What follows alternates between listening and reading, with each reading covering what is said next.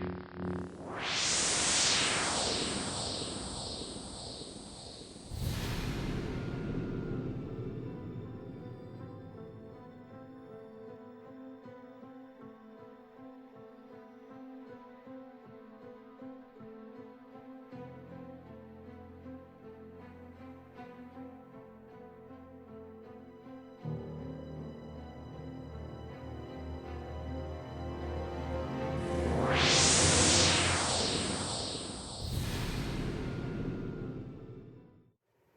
plus loin que je me souvienne, le goût d'écriture me vient de mon enfance.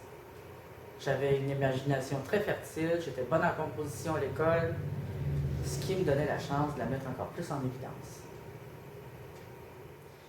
Ce qui a attiré le plus mon attention à ce moment-là, à cette époque-là, c'est une phrase toute simple tirée d'une chanson de Gilles Vigneault, Joe Monferrand, qui allait comme suit: que la province trousse son jupon. J'y comprenais rien du tout. C'est vrai que mon frère aîné adorait les chansonniers, et il en écoutait plusieurs. D'ailleurs, je me considère chanceuse d'avoir grandi avec eux. C'est Gilles Vigneault qui a tracé ma route et qui a rempli mon baluchon, si petit soit-il du haut de mes 10 ans, avec ses chansons qui me racontaient l'histoire. Gilles m'a transmis la passion de la rime et de sa poésie. C'est à partir de ce moment-là que j'ai compris que la plume allait devenir ma meilleure amie. Ouais. J'avais 12 ans à peine quand j'ai commencé à composer des poèmes. Je les ai montrés à un de mes professeurs, et il m'a encouragé à continuer.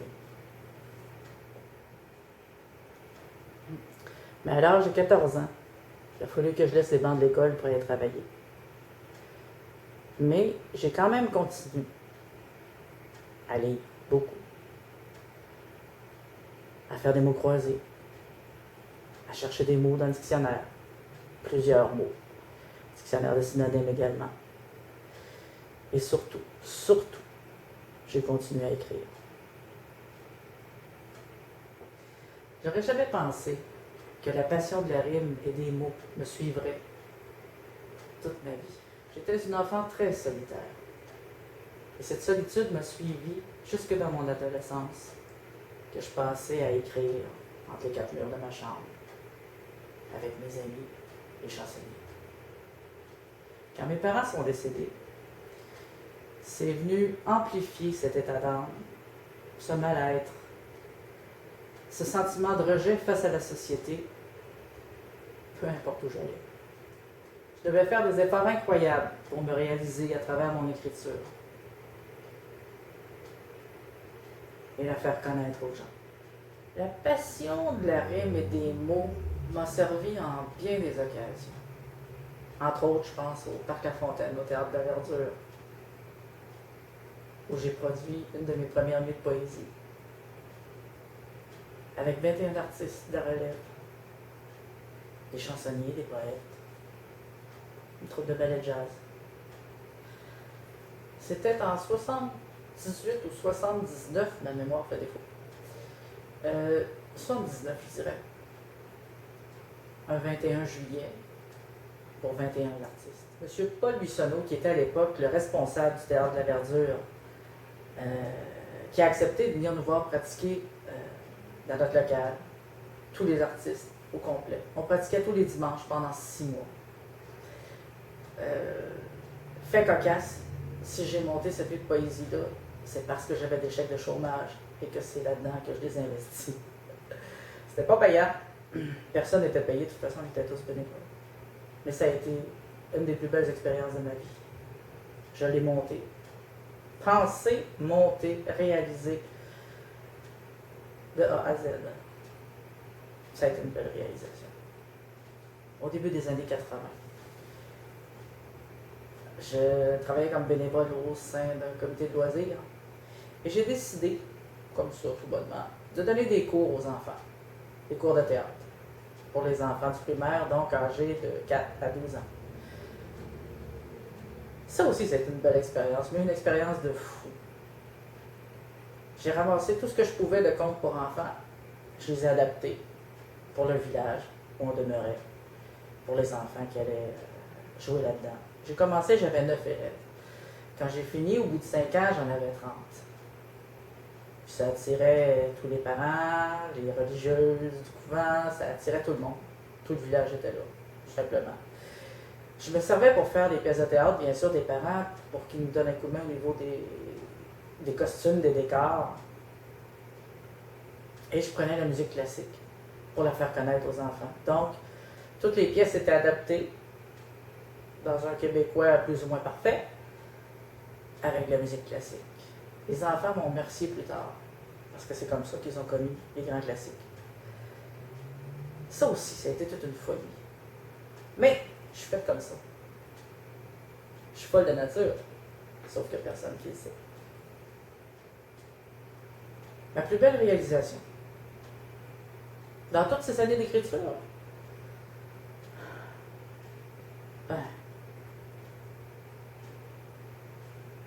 c'est le livre que j'ai écrit, le premier, le roman. Une autre folie fait partie de moi. À partir de zéro, de rien, pas un sou. Pas vraiment une histoire, juste des poèmes. Je suis une poète. Compliqué de dire que j'ai travaillé pendant 6 mois sur ce livre-là, mais ça faisait déjà 3 ans que je le préparais. Travailler jour et nuit, d'arrache-pied, à la sueur de mon front, et souvent en bonne compagnie.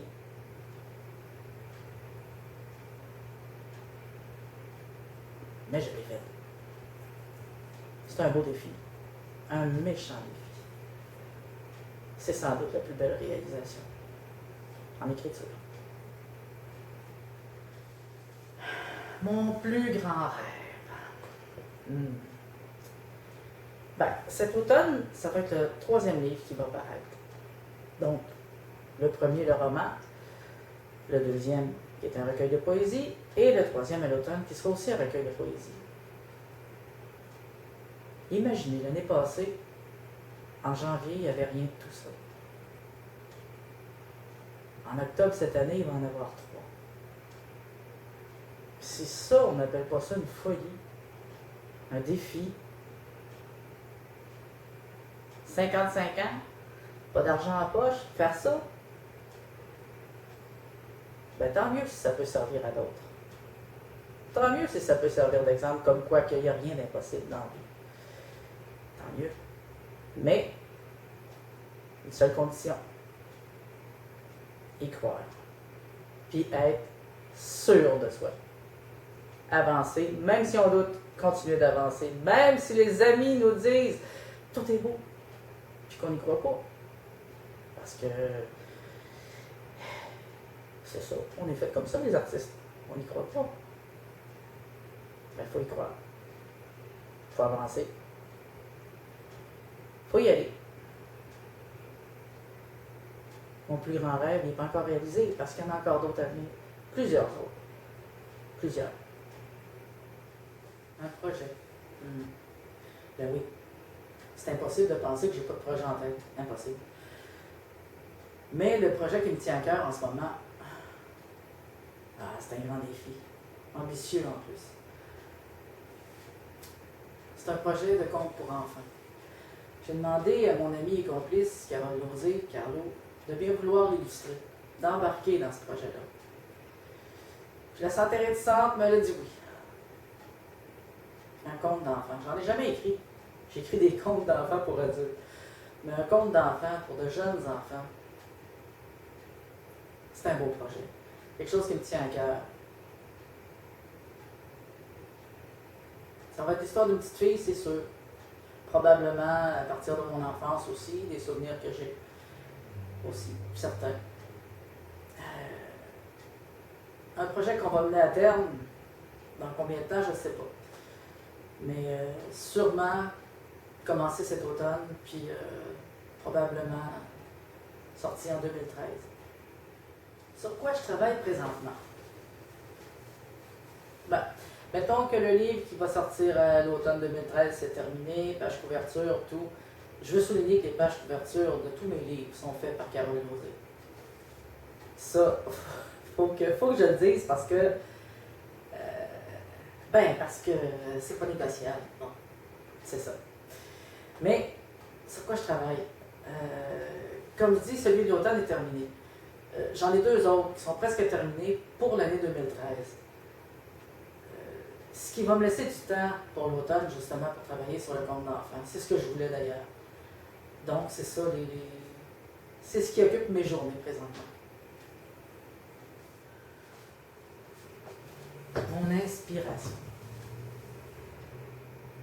Dans ma jeune vingtaine, mon inspiration,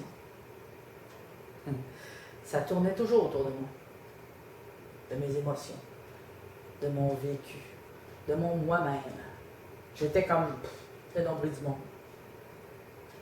En vieillissant, je me suis servi de ma solitude pour apprivoiser mon inspiration. Ce qui fait que je regardais autour de moi. J'observais les gens. Je me servais de leur peine puis de leur joie. Et là, j'entrais dans leur peau. Je créais des personnages. Je faisais du théâtre, finalement. Et c'est comme ça que l'inspiration est née, la vraie. C'est comme ça que mon style a été créé. Parce que j'arrivais à me mettre dans la peau des gens. J'arrivais à écrire ce qu'ils n'étaient pas capables de dire. Quand j'ai commencé à écrire des textes sur Internet, c'est là que les gens ont répondu. C'est là que les gens m'ont dit « Ah, t'es dans ma tête. » C'est exactement ce que j'aurais voulu dire. Pour un deuil, pour n'importe quoi. Pour un bonheur, leur mariage, tout ce qu'ils n'étaient pas capables de dire. J'étais capable de me mettre dans la peau des gens. C'est là aussi que j'ai compris que la poésie, c'était autre chose que des rimes. C'était des émotions, mais des émotions qu'on était capable de raconter un peu comme on chante une chanson. Un poème, c'est comme une chanson, au fond. Si on est capable d'apprendre une chanson par cœur, on est capable d'apprendre un poème par cœur.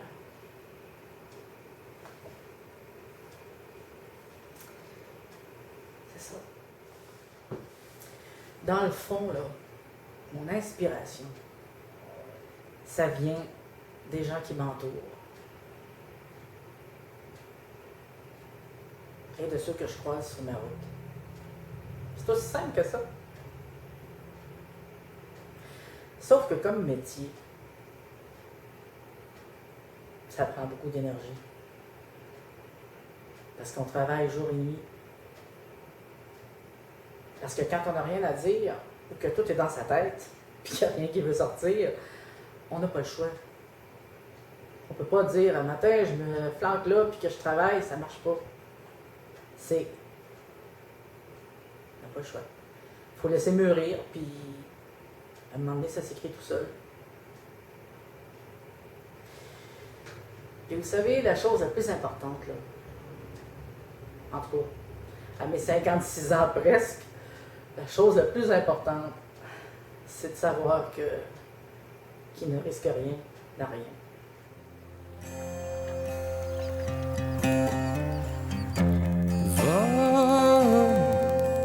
Vague mon Saint-Laurent, de vague en vague, de vague en océan.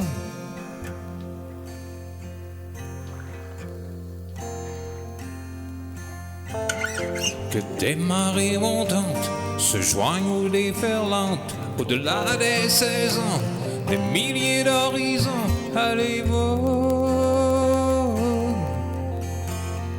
vogue mon fleuve. Oh, avant qu'elle ne se pleuve.